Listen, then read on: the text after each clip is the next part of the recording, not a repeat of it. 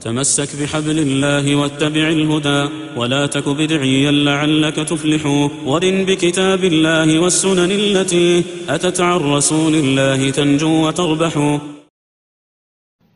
Donc je vais les citer, je vais en citer un grand nombre, un par un.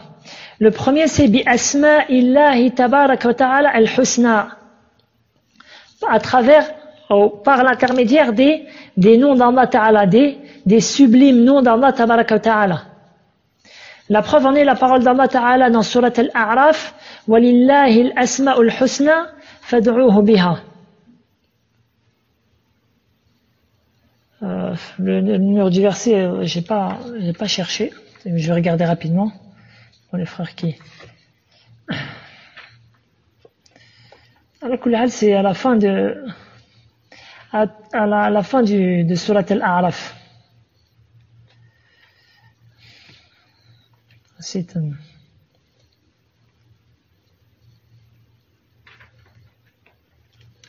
le verset 180. Le verset 180.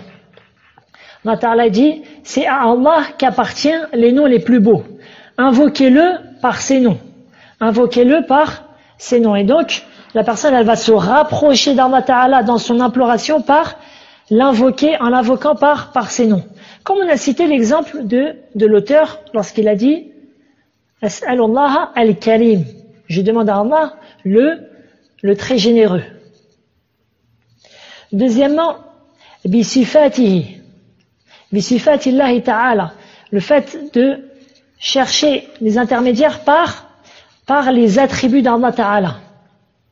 Et cela, de nombreux textes prouvent cela. Comme dans Surat Yunus, lorsque le peuple de Moussa a dit فَقَالُوا عَلَى اللَّهِ تَوَكَّلْنَا رَبَّنَا لَا تَجْعَلْنَا فِتْنَةً لِلْقَوْمِ الظَّالِمِينَ وَنَجِّنَا بِرَحْمَتِكَ مِنَ الْقَوْمِ الْكَافِرِينَ. Le verset 85. Ils dirent, le peuple de Moussa, en Allah nous plaçons notre confiance. Ô notre Seigneur, ne fais pas de nous une cible pour les persécutions des injustes, du peuple injuste. Et délivre-nous par ta miséricorde des gens mécréants. Birahmatika. Donc ils ont demandé, c'est-à-dire ils ont cherché le fait de se rapprocher d'Allah Ta'ala, birahmatika, c'est-à-dire par ta miséricorde. Or ceci, c'est une forme c'est-à-dire ils ont demandé à Allah Ta'ala, ils se sont rapprochés d'Allah par un de ses attributs, à savoir sa miséricorde. D'accord? Et dans la dua qu'on dit aux malades 7 fois, qu'on dit 7 fois aux malades, que le prophète sallallahu alayhi wa sallam nous a appris, As'alullaha al-azima rabb al-arsh al-azim an yashfiyak. Donc elle est très proche de la dua que l'auteur a dit. Et comme j'ai pu dire, et je répète, c'est que je conseille mes frères en Allah d'apprendre les duas prophétiques. Les duas prophétiques, les duas que le prophète sallallahu alayhi wa sallam nous a appris. Que ce soit lorsque tu es chez toi ou même dans les temps perdus. Lorsque tu es dans le bus, dans une salle d'attente, etc., etc. Bref. Ensuite, troisièmement, التوسل إلى الله تعالى بالثناء على الله تعالى والصلاة على نبيه محمد صلى الله عليه وسلم في بداية الدعاء. Le fait de se rapprocher d'Allah Ta'ala par le fait de citer les louanges d'Allah et le fait de prier sur le prophète sallallahu alayhi wa sallam au début de l'invocation, lorsque tu commences ton invocation. Car il a été rapporté d'après Fadalata ibn Ubayd radiyallahu anhu que le prophète sallallahu alayhi wa sallam annahu sami'a rajulan yad'u fi salatihi lam yahmadillah wa lam yusalli ala nabiyhi sallallahu alayhi wa sallam faqal ajila hadha. Car le prophète sallallahu alayhi wa sallam a entendu une personne qui qui a invoqué Allah dans sa prière. Tandis que ni il a fait les louanges d'Allah, ni il a prié sur le prophète sallallahu alayhi wa sallam. Le prophète sallallahu alayhi wa sallam dit alors, celui-ci s'est précipité. Puis il l'appela et lui dit, إذا صلى أحدكم فليبدأ بتحميد الله والثناء عليه ثم ليصلي على النبي ثم ليدعو بما شاء. Donc le prophète sallallahu alayhi wa sallam l'a appelé et lui a dit, lorsque l'un d'entre vous invoque, alors qu'il commence par les louanges d'Allah et le fait d'exalter Allah tabaraka wa ta'ala, faisant ses louanges, puis qu'il prie sur le prophète, puis qu'il invoque Allah de ce qu'il veut. Le rapporteur du hadith dit, وسمع رسول الله صلى الله عليه وسلم رجلا يصلي فمجد الله وحمده وصلى على نبيه محمد صلى الله عليه وسلم فقال عليه الصلاة والسلام ادعو تجاب وسل تعطى. Le rapporteur du hadith, le compagnon dit, et le prophète sallallahu alayhi wa sallam entenda un homme qui dit dans son invocation, qui commença son invocation par le fait de proclamer la gloire d'Allah et le fait de faire les éloges d'Allah. Ensuite, il pria sur le prophète Mohammed sallallahu alayhi wa sallam. Alors, le prophète sallallahu alayhi wa sallam dit, invoque, tu seras exaucé. Et demande, et on te donnera. C'est-à-dire, invoque et Allah Ta'ala t'exaucera ton invocation. Et demande et Allah Ta'ala te donnera de sa grâce. Donc le fait de commencer par cela, par les louanges d'Allah et par la prière sur le prophète sallallahu alayhi wa sallam. Si quelqu'un il dit par exemple, moi je connais pas l'arabe, je sais pas faire cela, tu peux faire cela en français. Tu peux faire cela en français. Oh Allah, à toi la louange entière t'appartient, etc. Ou tu peux lire, comme disent certains savants, Al-Fatiha, surat Al-Fatiha au début de ton invocation. Car dans la première partie de la Fatiha, ce sont les louanges à Allah Ta'ala. Et le fait d'exalter Allah Ta'ala, et la deuxième partie est une invocation.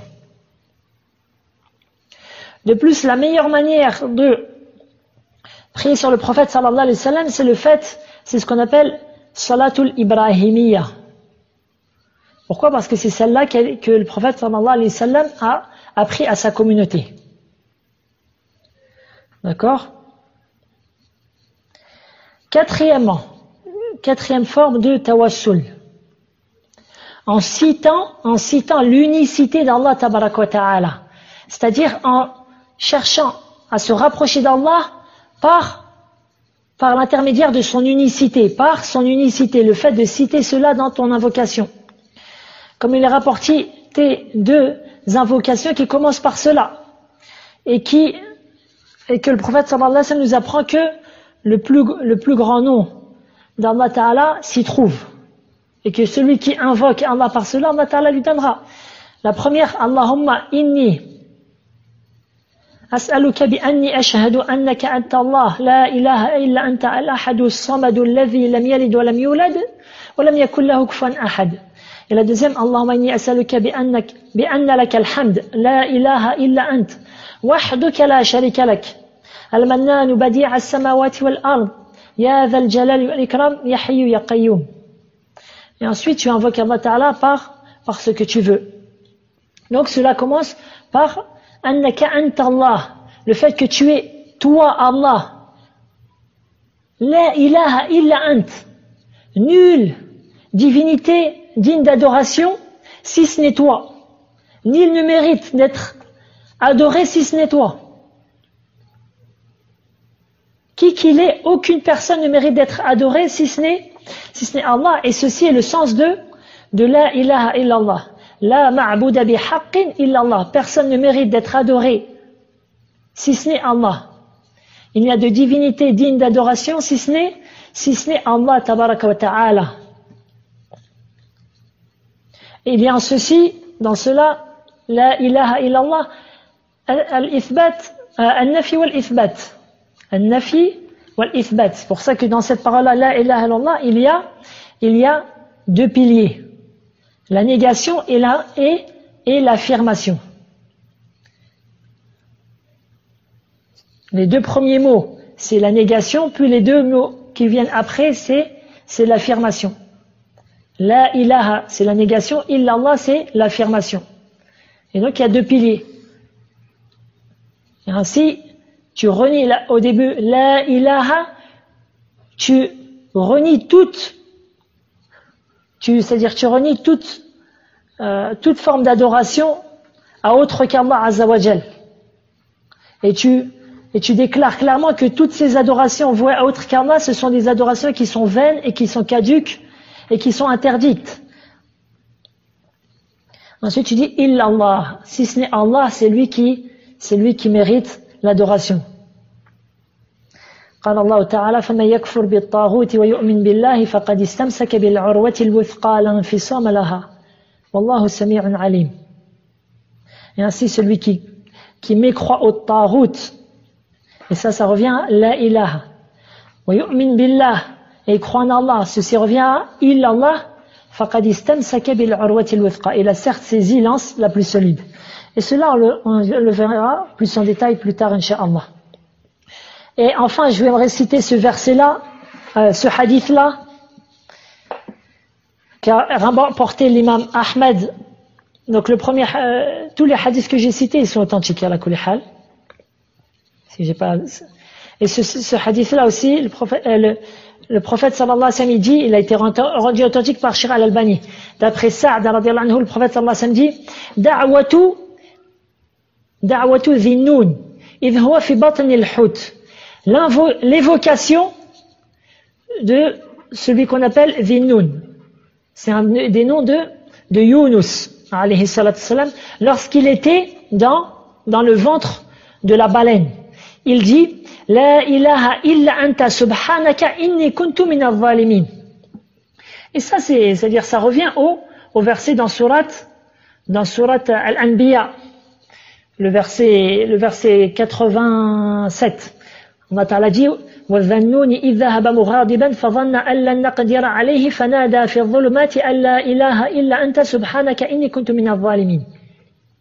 Et Dhannoun et Yunus, quand il partit irrité, il pensa que nous n'allions pas l'éprouver. Puis il fit dans les ténèbres, c'est-à-dire les ténèbres dans le ventre de la baleine. Et il appela ce que voici. La ilaha illa anta. Pas de divinité digne d'être adorée si ce n'est toi. Subhanak.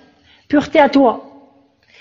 Inni kuntu min al-zalimin. J'ai été vraiment du nombre des injustes. Donc le prophète sallallahu alayhi wa sallam dans le hadith, il nous dit que cette invocation-là, fa'innahu, je reviens au hadith, fa'innahu, lam yad'u biha muslimun rabbahu fi shay'in qat illa istajaba lah. Subhanallah. Le prophète sallallahu alayhi wa sallam dit, certes, il n'y a pas un musulman qui invoque son Seigneur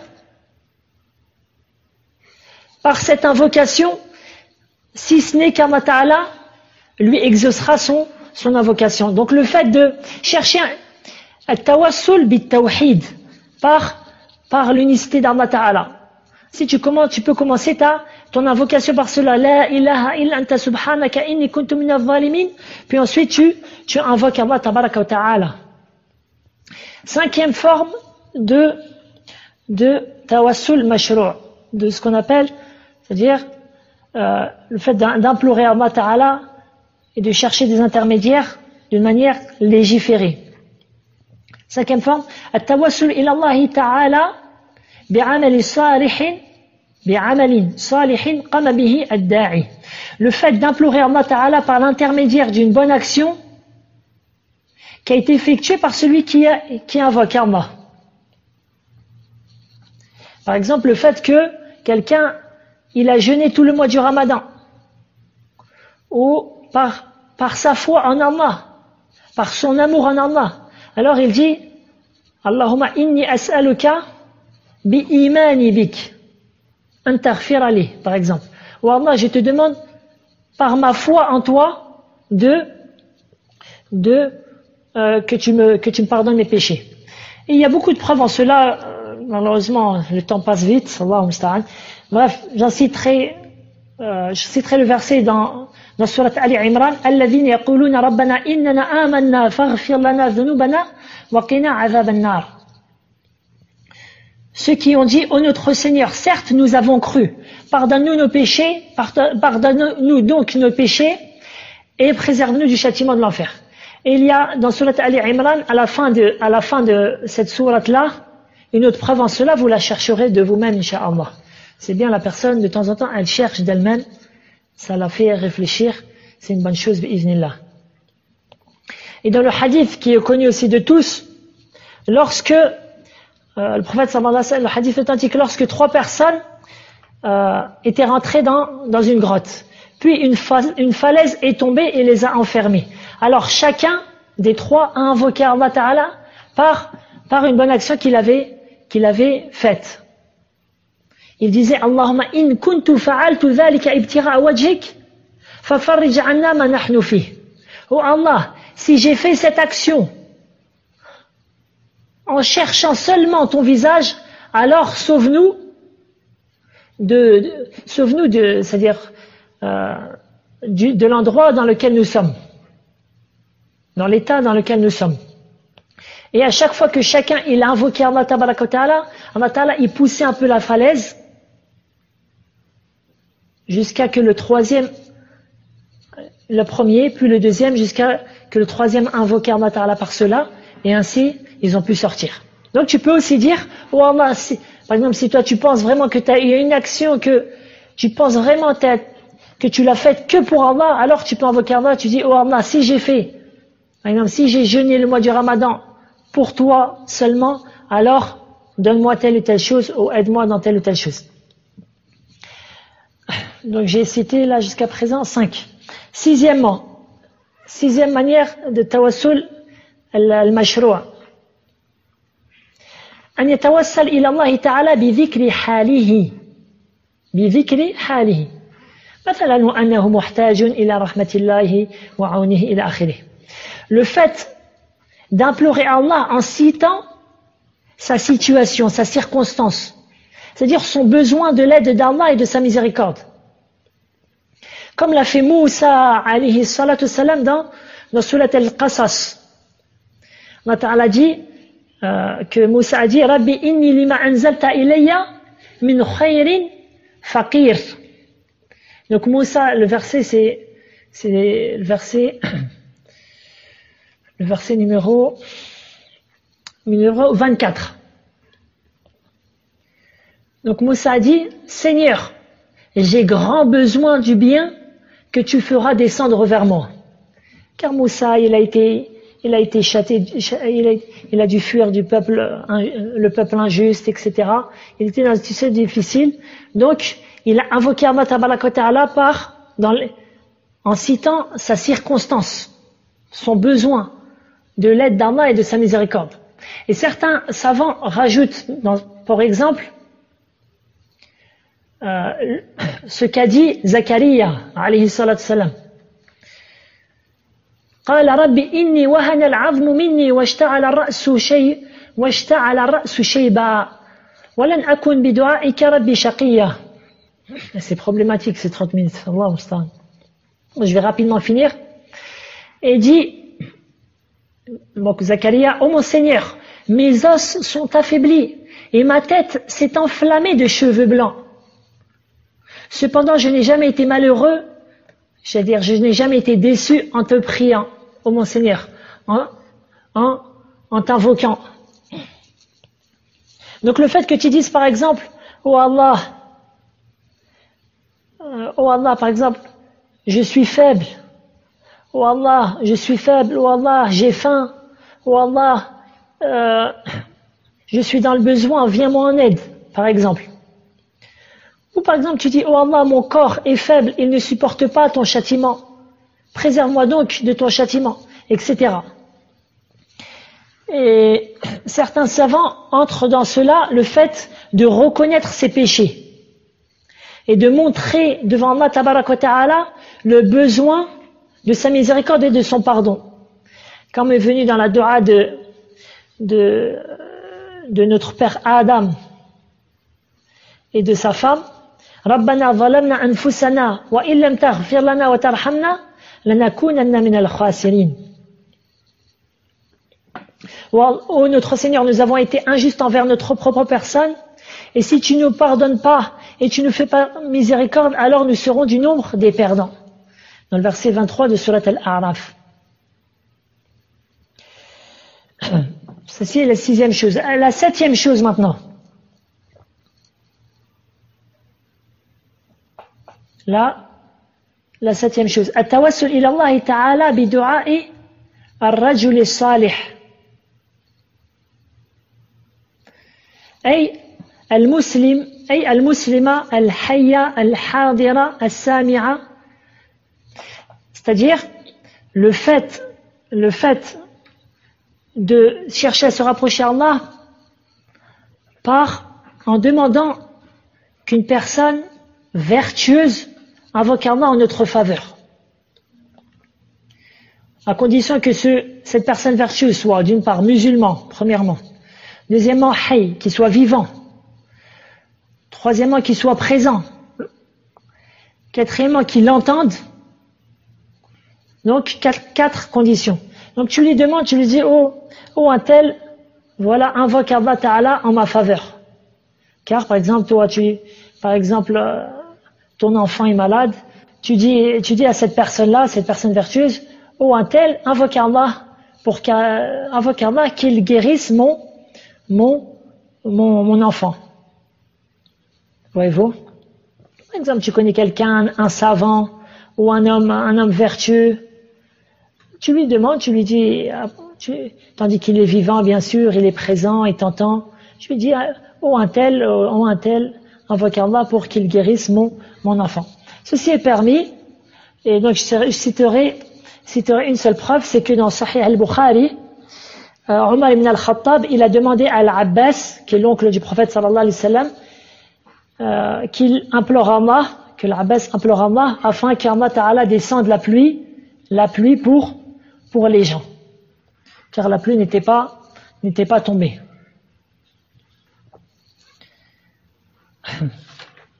Donc je pense que le temps, il reste pas vraiment beaucoup de temps.